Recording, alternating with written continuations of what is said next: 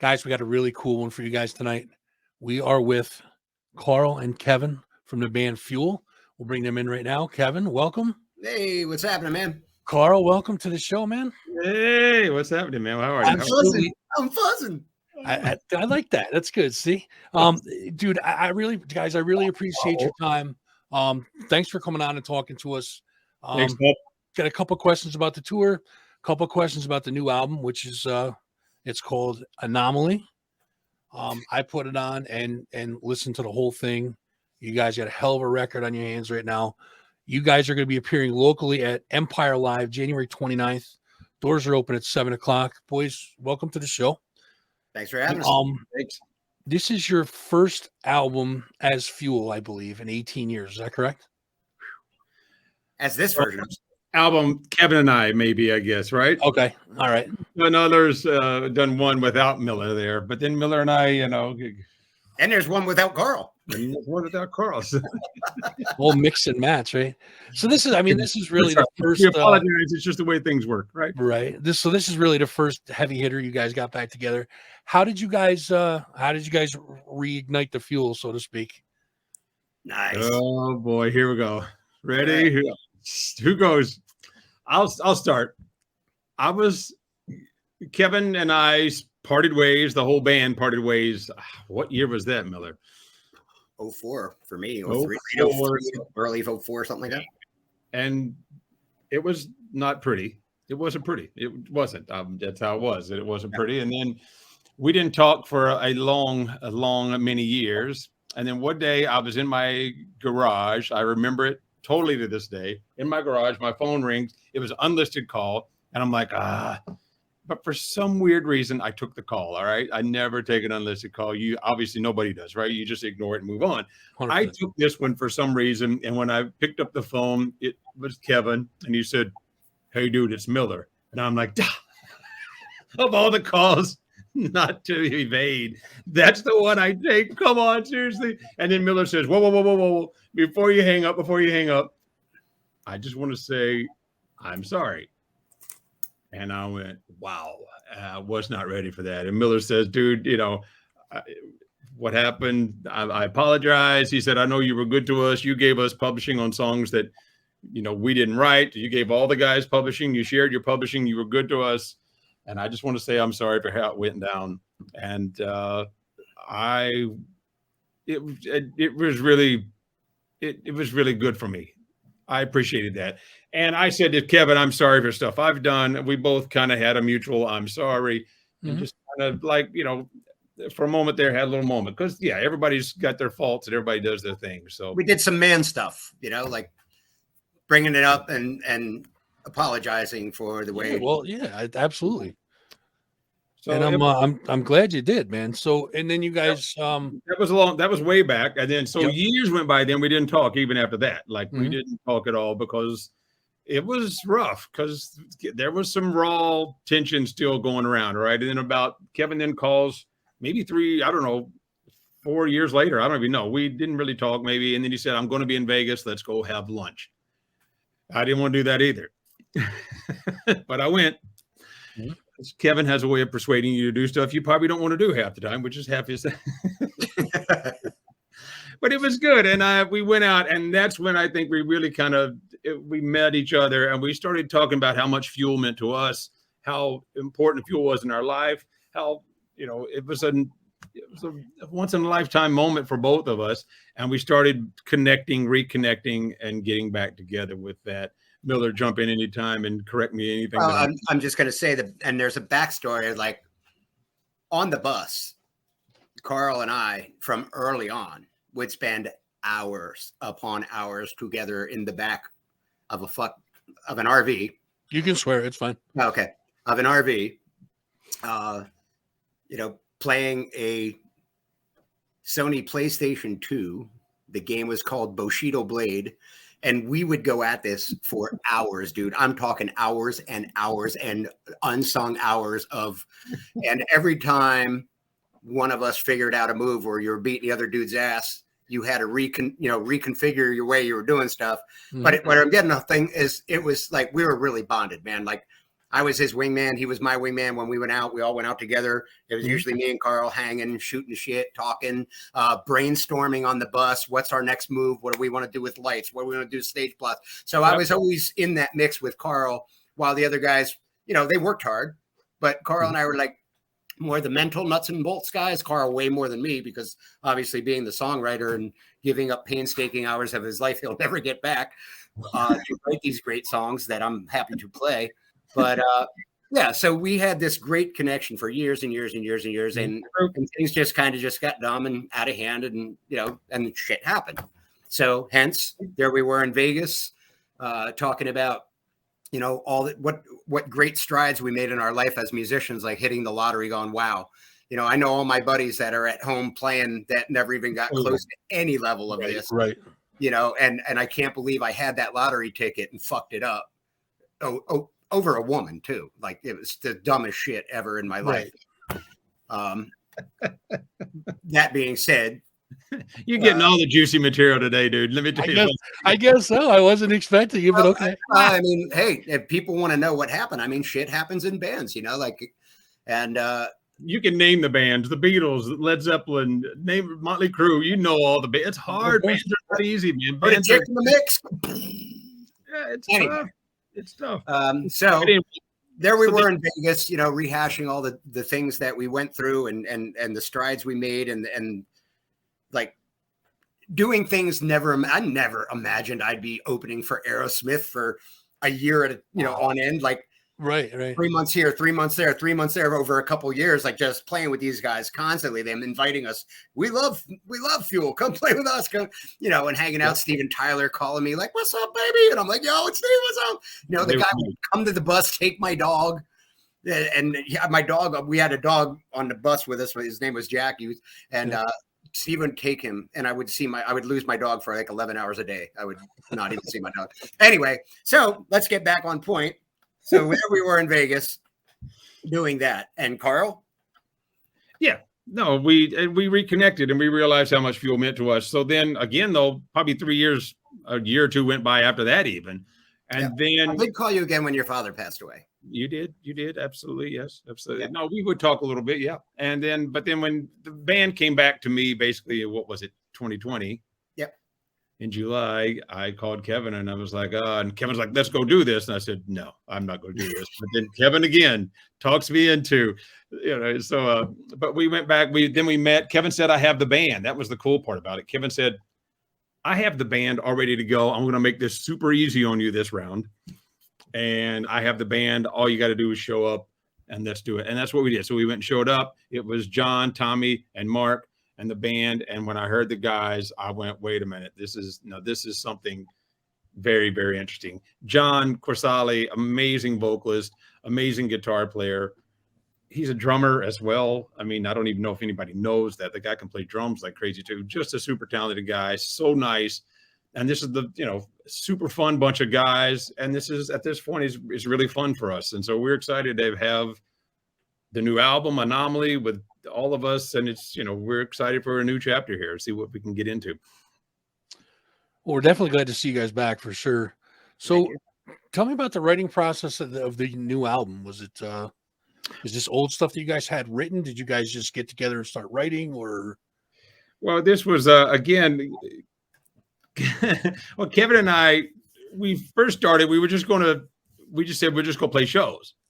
And that's all we were intending to do. All right. So we were going to just play off the legacy stuff, you know, I mean, we have enough singles and material over the albums to go out and go do shows and grab the money. But, but my silly brain clicks into, well, I'm in Fuel again. I start writing and I just start going and I fall completely back into the old way and I start writing. And so I show up at Kevin's house with a couple of tunes.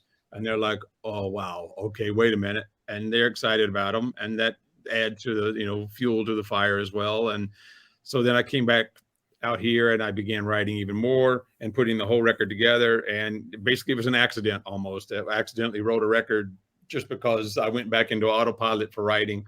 I hadn't written a rock song in, I don't know, 10 years probably. Just hadn't. I was burnt out. I was done with it. I'd had such crazy experiences with bands. I'm like, okay, I'm done with this. Enough, yeah. So then I just started writing it all, producing it all out here. I began, turning songs in, and they were like, well, you're going to mix it too. And I'm like, okay, I'm going to mix the record as well. This is great, which is great. I appreciate that. We had no choice. It was COVID. We had to get it done. Right. And we couldn't get together as a band. So it all just kind of fell onto me, that's fine. And so here we have a record, that we pretty much did completely in-house. What usually takes staffs of people in, special rooms and all that stuff. Sure. Because of COVID, I had to do it kind of all right here. And so what you hear is that. So it all came from different parts of the country. It wasn't like. No, it all came from Carl's head. Yeah. Well, I mean, everybody did their parts separately. Is that? No, Carl we couldn't get together. So I played most everything on the record. Oh, no kidding. Yeah. Because, there were a couple songs. Yep. And Carl's aware of my drum style very well, obviously. And then, there was a couple things he would like send me a track, and I'd like out in my studio playing along with it going, nope, can't do that. What? That hi-hat won't work like that because it doesn't work that way as a drummer's brain. I can't do my foot doing that with that. So you got to flip flop that. And then he would change it, send it back and go, is that what you like? That's what I would. Yeah, there it is. Yeah. And I just had to play again. We couldn't get together. So I played all the instruments, all the keys, had to figure it all out. And I usually did all my demos before anyway, like all the way back to Hemorrhage and Shimmer. I did those demos, a lot of that demo. Yeah, when stuff. Carl hands you a demo, it's basically the song is done. Like, So you recorded it, produced it. How long did that take you to do? A couple minutes, dude, I killed myself. His life. Yeah. 16 hours a day, going in there. And, I don't know. A lot of people say, Carl, do you like writing? And I'm like, I like having written. The process of writing is sometimes you want to kill yourself. And the same thing kind of goes with putting together a record. It's a labor of love, but it is actually a labor. And there's days when, on days when songs just come out and everything falls into place, it's a good day. But man, even when that happens, it's hours and hours and hours. Like Carl said to me, man, I'll write a complete song, lay everything down, track everything, and be like, well, that one sucks. And that was like, weeks out of my life. I'll never get back for one song. And then you start to do the next one. And he's like, and if you feel it's got some radio potential or possibly that hit factor, he's like, then it's even more laboring because now you're really busting a nut over it, trying to fine tune all the parts. So it becomes what was already a bold body of work and time now is extended. He's told me, he's like, man, I'm working on this song. He'll send me a piece. I'm like, dude, it's really good. He's like, wait, I'm working on this part. I'm going to fix the bridge. And I'm like, it's great. But then he'll send it back like 2 weeks later. I'm like, oh shit, I see where you're going now. Shit I would have never thought of, but his. I've just been doing it a while, right? So, and then I even did the vocals because I got to do my vocals to give you the melody.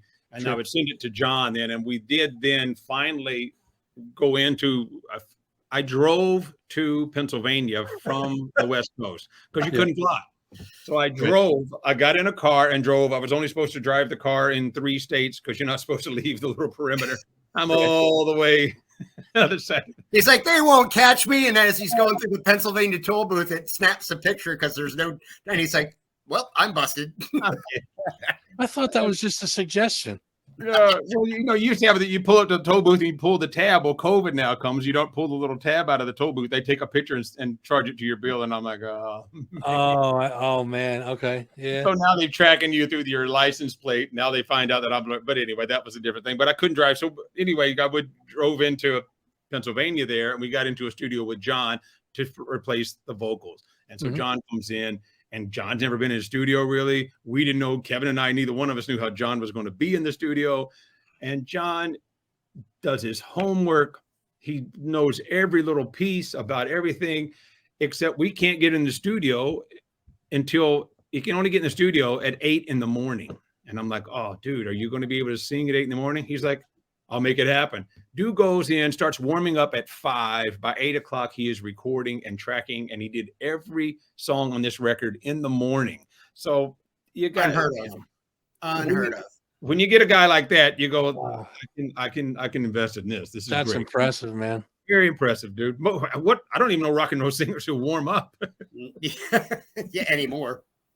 They just go for it. So the new single is called Hard, Uh-huh. and it comes hard. I was telling Kevin earlier, I think I might have even told you, Carl, my first impression was that it had that classic Fuel sound, but it was different. It was sounded fuller. Sounded like there was more guitar, or more edgier, definitely heavier than I remember. I know I told you guys that already. Right. And I totally digging the new tunes. Like I told you guys, I put it on and just let it go. Listen to the whole thing. I mean, there's a lot of standout stuff on this album. It's a hell of an album. Where is this going to be available? It's out. Every platform you want. Oh yeah, Spotify, Pandora, everywhere. You can even go to our YouTube, Fuel Official on YouTube. You can hear it there if you want to go there. It's everywhere. So it's been out, and it's out there doing its thing now as we speak, brother. So now, can people buy a hard copy of it too? Because I'm that guy that Yes. likes to have, it's the tactile thing, I guess, but likes to have the CD in hand or the vinyl in hand, or something in hand. Yeah, if you go to our page, there's a link to our store where you can get. Facebook, go to Fuel Official on Facebook. Yep. Okay. Fuel Official on Facebook, and there's you can find there's a store there. You can buy vinyl, although the vinyl is being delayed right now. We were supposed to be available in December, but now of course we're in January and we're still waiting for that. But the vinyl demand is very high, and so I think the factory is way behind. But there's vinyl, there's CDs. We also have signed CDs you can get there. Just go to Fuel Facebook, Fuel Official Facebook, And it's on the web too, right? On fuelofficial.com. Yeah, there's there too. But your best bet is to find it on Fuel Official on Facebook. Fuel Official on Facebook. Gotcha. Yeah. Okay. And there's all the merch there: t-shirts, beanies, all that stuff. So you guys are heading down the road now. Is that you guys just going to start touring again, or? Well, we're gonna limp it out, as they say. Like at this point, we're trying to, whatever shows we can that are on the books that they're going to still let us entertain. Right. We will be there, but hopefully they don't.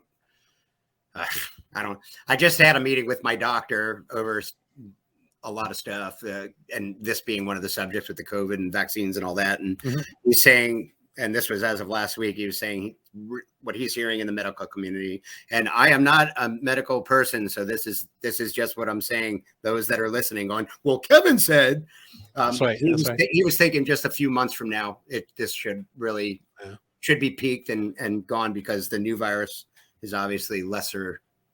Let's hope, anyways, because this is ridiculous. Well, you're seeing tours canceled all over the place. Still, absolutely. You follow any bands. And for people that don't understand that, is because when there's a certain routing that is on that tour, if there are a number of states and or cities that either are requiring everyone to have the card or masks or this or that, a lot of the tours are saying, well, we can't skip this city, because it won't make sense. Right. Be on a tour bus and pay for all this overhead, and then have the bus for a couple of weeks, be off for a week or two, and then back. And just the expenses get crazy, because once you're out, you want to stay out. Yeah. So that's what we are choosing to kind of do weekend warrior stuff right now. And just like, whenever the gigs come in, fly in here, fly back, as long as that. And even there, you wonder if, you get to the actual gig, somebody might go up. You can't, you know what I mean? We decided we're not going to take any risk tonight with having people. So and especially if you're trying to put together a full tour and all the logistics of buses and all that kind of stuff, which is we're not doing. But if you're you got a lot of expense, and then you get out there and find out you can't make it happen. So it's tough for every band to tour right now in some, in the limited capacity. So we're just doing what we can. We got a couple shows, like you said, at Empire Live on the 29th. We're playing the night before that, Del Lago Resort and Casino as well. Yeah, in Waterloo. Waterloo. Yeah. We're lucky. We're lucky we get to see you guys for sure. Yeah. Dude, so we get to play with Kiss. There you go. We hope, if that all works. On May 19th, we're at Daytona. So how does it feel to be getting back on the road? Are you guys kind of itching to do it again, or? Oh, yeah, it feels good. Yeah. I mean, listen, I don't think Carl and I are thriving to get on a tour bus right now and be away from home for months on end, because that's just not me being a dad. I got a 2-year-old, 4-year-old. I want to be a dad, I don't want to be the guy that vaporizes for 9 weeks at a time. And then, hey, there's that dude that mommy sleeps with. You know? Every 9 months or so. Yeah. Oh, the other dude mommy sleeps with. What? Oh, Yeah. no. By the way, I just want to say too that I'm not a doctor either, but I do enjoy playing it. So, Okay. so now what can we expect here in Albany for the Fuel shows? I mean, it seems like it's going to be high energy, heavy. Sounds like it's going to be a good time. What do you guys got anything special for us in store? Well, again, if you go on the fuelofficial.com on Facebook, we have a lot of video up of the live that is undoctored, that is just straight camera feed video, mixing board, you know, boom, right in. And you get a nice glimpse of what John, because John really, really, really pays attention to and pays great homage to the past Fuel. Yes. The kid crosses T's, dots I's, like all the inflection. He was a fan. There's times if you close your eyes, you're like, wait a minute. Oh my God.